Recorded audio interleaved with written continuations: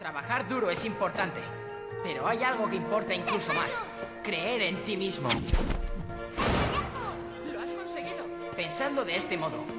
Todo gran mago en la historia ha comenzado siendo lo que nosotros somos ahora. Un alumno. Si ellos pudieron, ¿por qué no nosotros?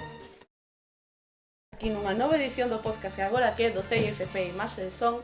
Chámome Robin, estou con a miña compañera Sofía e vamos a falar con dúas exalumnas do centro que cursaron aquí 2 ciclos. Como vos chamades e que fixéchedes? Bueno, eu son Ana, fixen iluminación e agora estou acabando realización. Eu son Alba e ao revés, fixen primeiro realización e agora estou facendo iluminación. Bueno, e temos entendido que estades agora na mesma FCT. En que se centra esa empresa? Cal é a vosa función ali? Bueno, pois si, estamos as dúas en Retina Visual, que é unha productora pequena daqui da Coruña que se dedica tanto a publicidade como a videoclips. Eu estou na parte de dirección, tanto para dirigir un videoclip que vai a sacar como de axudante en outros proxectos máis grandes de publicidade. Eso.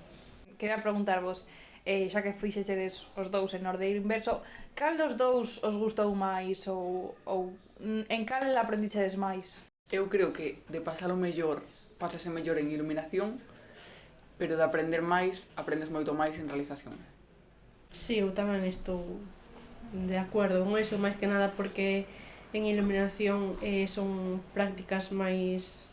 Bueno, é máis práctico, menos teórico, estás máis libre e tal, en realización ao final tes outro moito máis traballo de papel e tamén previo ao que son rodajes, eso.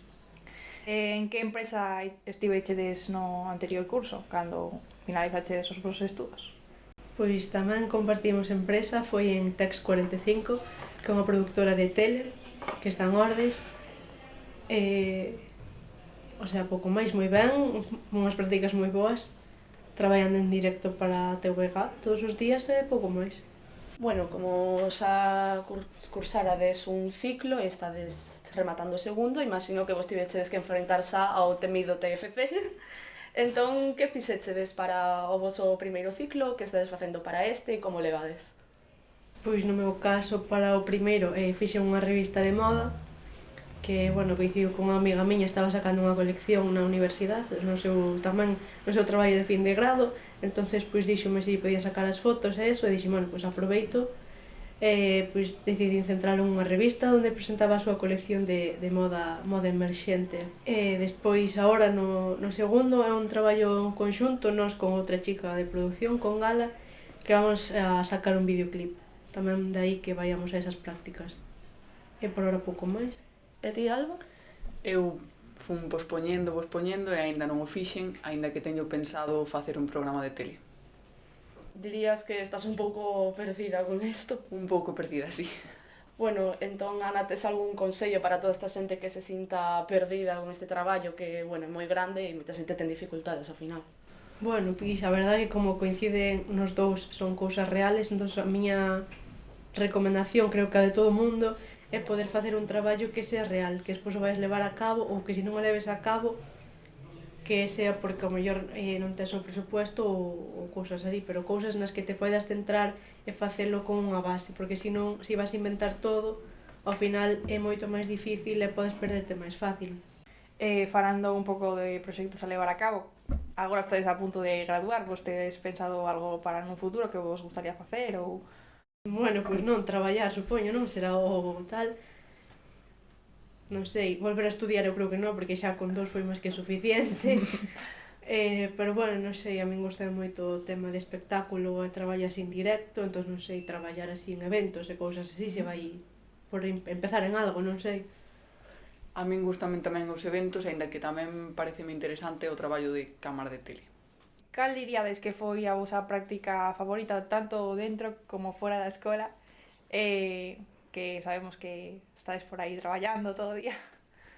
Bueno, creo que podemos coincidir en ambas, eu creo que dentro dos 4 anos, a mellor creo que foi a última que fixemos, tanto como mellor como resultado como de pasalo ben, que foi o corto que se fai en segundo, interciclo, sí. que a verdade é que fixemos un equipo moi guai, que todos nos levamos ben e que, bueno, somos amigos, aparte de levarnos ben, e creo que nos saliu un bo traballo do que estamos orgullosos, eu creo. E despois fora, pois, que eu contei ela, pero creo que tamén é o mismo. Pois fora mandáronos unha semana inteira ao Pazo de Mariñán a unha residencia de creadores emerxentes.